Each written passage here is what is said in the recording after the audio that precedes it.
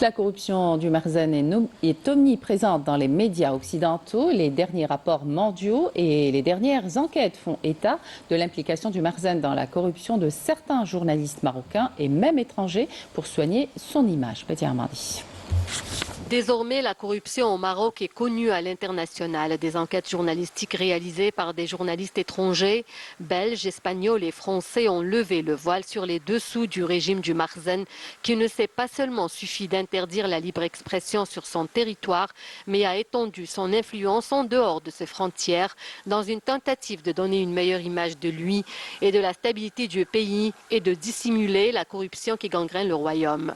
هذا هو رضوان الرمضاني. هذا يا سيدي كيعتبر راسو صحفي كيخدم المنظومه الصهيونيه في المملكه المغرب وكيعترف على انه كينتمي للمنظومه المخابراتيه ديال المغرب وانه كيخدم الدرع الاعلامي ديال الفساد.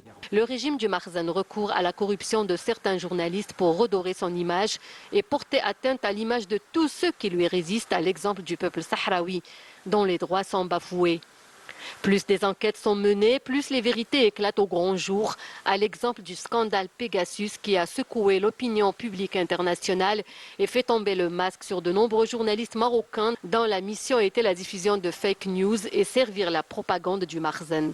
Ce scandale n'a pas seulement levé le voile sur l'espionnage des opposants marocains par le Marzen, mais aussi l'intrusion de certaines sociétés de la presse européenne et arabe pour publier des mensonges et faire taire toutes les voix qui s'y opposent. Des rapports mondiaux évoquent la manière avec laquelle certains médias se sont retrouvés impliqués avec le régime du Marzen en faisant fi de la déontologie de la profession. Ces mêmes médias ont fini par révoquer les journalistes impliqués. Plus encore, le Marzen a toujours eu recours à la corruption avec l'argent de la drogue pour corrompre des journalistes et des influenceurs sur les réseaux sociaux pour continuer à diffuser des mensonges afin de déstabiliser ses pays voisins. Les rapports internationaux ont dévoilé le degré de violation des droits des journalistes marocains qui font objet d'espionnage sur leur téléphone. Pire encore, cette pratique s'est étendue pour concerner des journalistes étrangers évoluant dans des journaux et des chaînes internationales et qui eux aussi ont été espionnés.